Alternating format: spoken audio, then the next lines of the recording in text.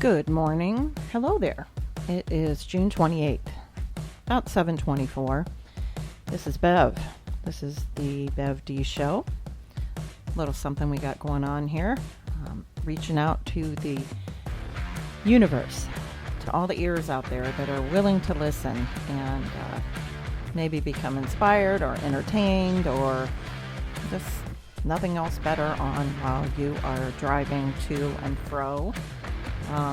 It is Friday. I always look at that as a new beginning because if you look at it any other way, you're closing, and you're closing your opportunities, in my opinion.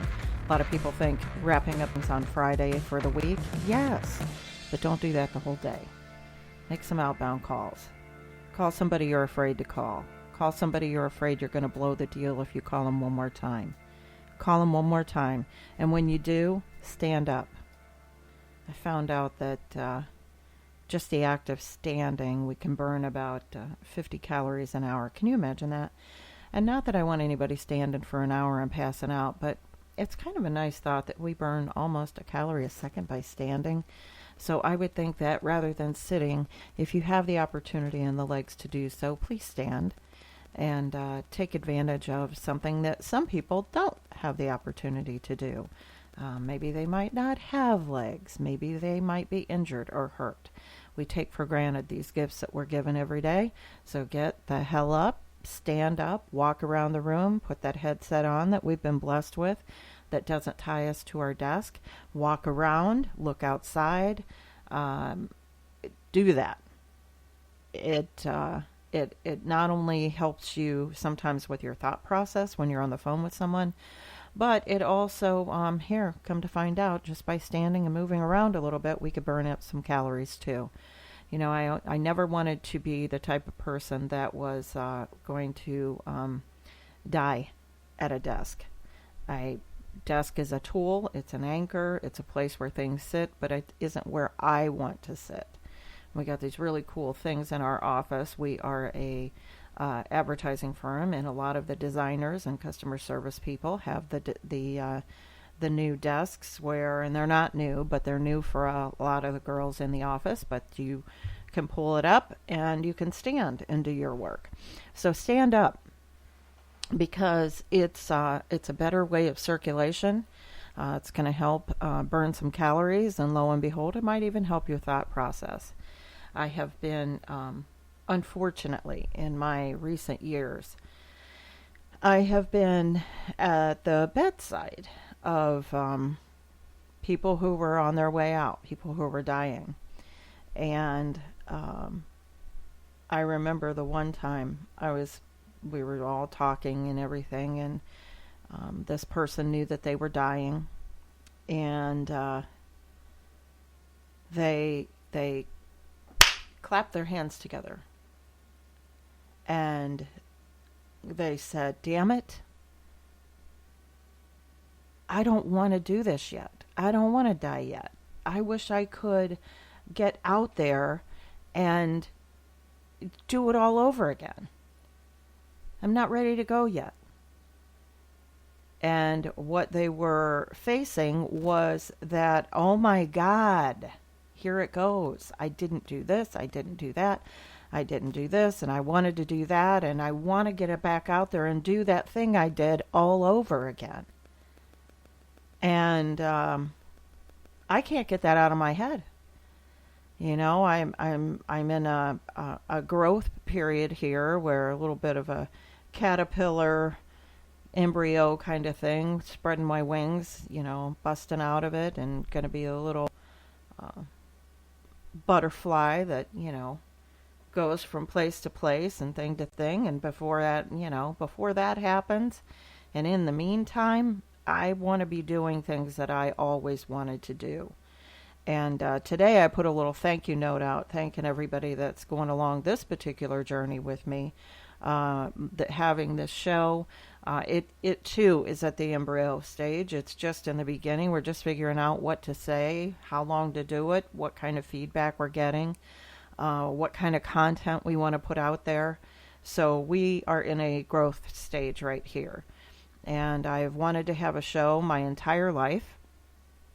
and it's coming to fruition. And so I put a thank you out there to all you guys that have been listening. We got quite a few episodes out there. I got to go look. I mean, I've been doing this since October and was doing it once or, once a week. And then I decided, no, well, you know what? I'm going to do it every morning because that's when I'm freshest. That's when I'm most productive. Today I was behind because I was making some notes and doing some thought, thinking about, I'm a writer. I've got a couple of books going. I've got some children's stories, and there's just a lot of projects that are swirling around in my head, and I feel like there's a little cartoon. If you see the guy in a cartoon when he falls down and they put the stars swirling above his head, well, that's how I picture all my projects. And sometimes they filter right in, and there's no way getting around it. I got to think about them. And along with that, I have my career. And I call it my big girl job. So I'm a recruiter and a trainer, and I have that I have to get to as well. But it's a pretty good time of life, and you never know when that time of life is going to hit, when everything seems to fall into place. And I look back and reflect, and even at the times when it wasn't falling into place, even at that time, when it wasn't all falling into place, it was in place because what it was doing was it was a learning period. It was a time for me to take notes and pay attention. And it got me here. So if I'm still here, I look back on those times when it was really, really rough and dark and challenging, and it got me to this point. Am I done yet? Hell no. And I don't want to be done yet.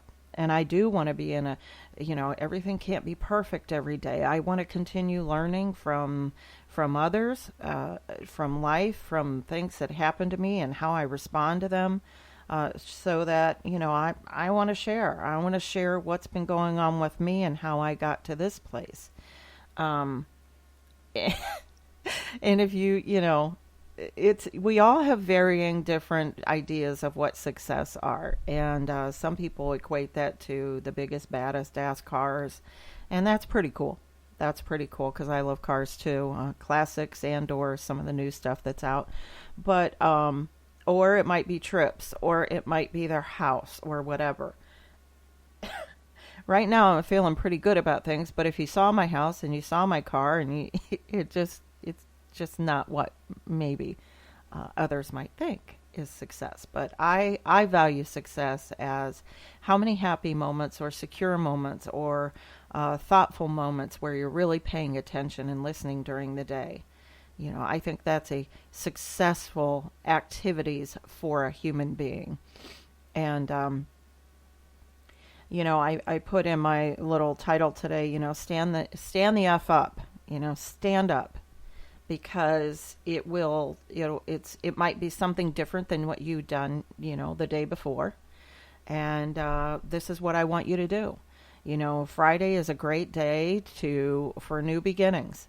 Friday is a great day to reflect. Fine. Reflect back on your week, what you did, what was great, what you could do better.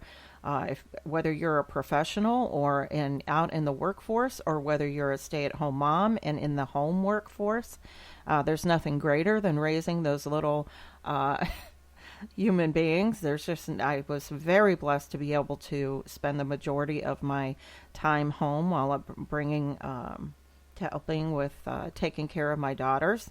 And I look at that as a very big success. But, it's a time of reflection. Fridays are not done. This is the beginning of the day, and it's also how you kick off your weekend. And so as you reflect on what you were doing this week and what you want to do for the day, also prepare for, don't waste the weekend. We only get so many, and if you're a Monday through Friday person, as most of us are. And I was thinking about that daily grind and that 8 to 5, and who the hell thought of that we should show up at an office, sit there, and then report to work, and then go home and do our thing and spend a few hours with our family. Something is askew where we're spending more time at work than we are with our families. But that's okay. That's how it is. But I'm just starting to realize that at my age that I don't know who came up with that.